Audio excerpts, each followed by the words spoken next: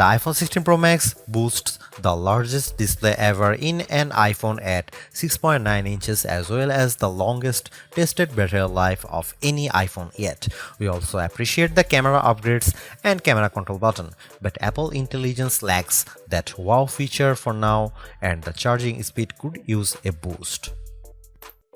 The ginormous 6.9-inch iPhone 16 Pro Max starts at $1,199 US with 256 GB of storage and goes on sale September 20. You can upgrade to 512 GB for $200 more and another $200 will get you 1 terabyte.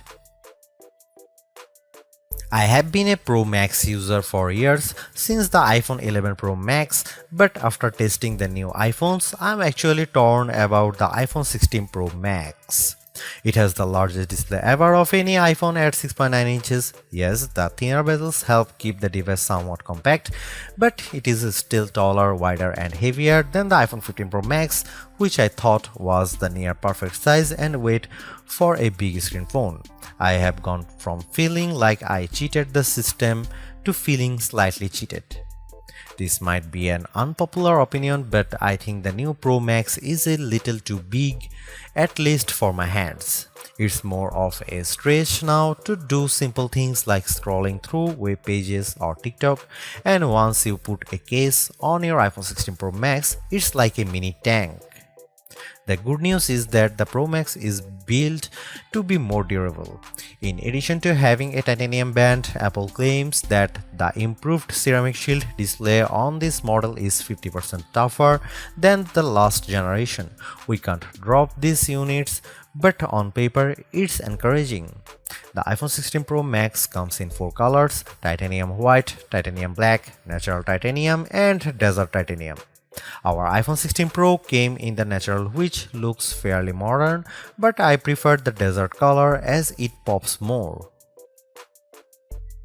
The iPhone 16 Pro and Pro Max displays don't get any upgrades in terms of brightness or refresh rate, but they are still among the best OLED panels on a phone. The only main difference is that the screens can scale down to a minimum of 1 nits, which means you can use your phone in bed without disturbing anyone else and get an even dimmer alarm clock.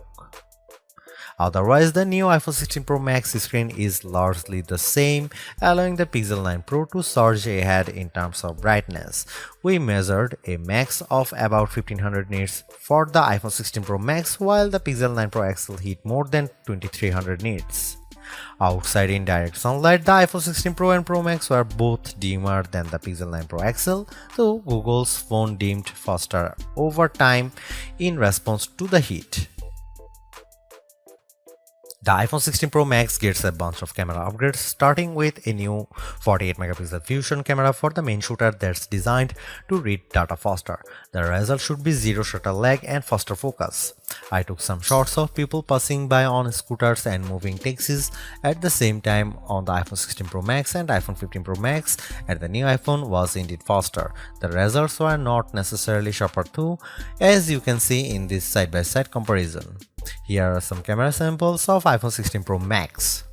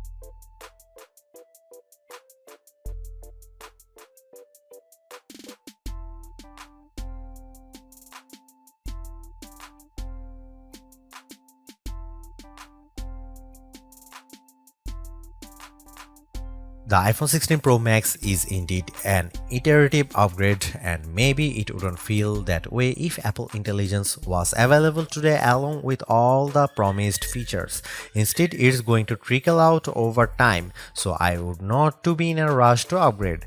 Having said that, I think that iPhone 16 Pro Max is the best phone money can buy right now if you want the biggest screen and longest battery life. It lags in zoom versus the S24 Ultra, but you get more endurance, better camera quality, and plenty of creative features like photographic styles and audio mix. I actually preferred the AI capabilities of the Pixel 9 Pro XL series with its smarter Gemini Live voice assistant and other features like Add Me for photos and Pixel screenshots. But the Pixel's performance and battery life trail the iPhone 16 Pro Max. For me, the iPhone 16 Pro Max retains its title as the best phone, but it's not because of Apple Intelligence.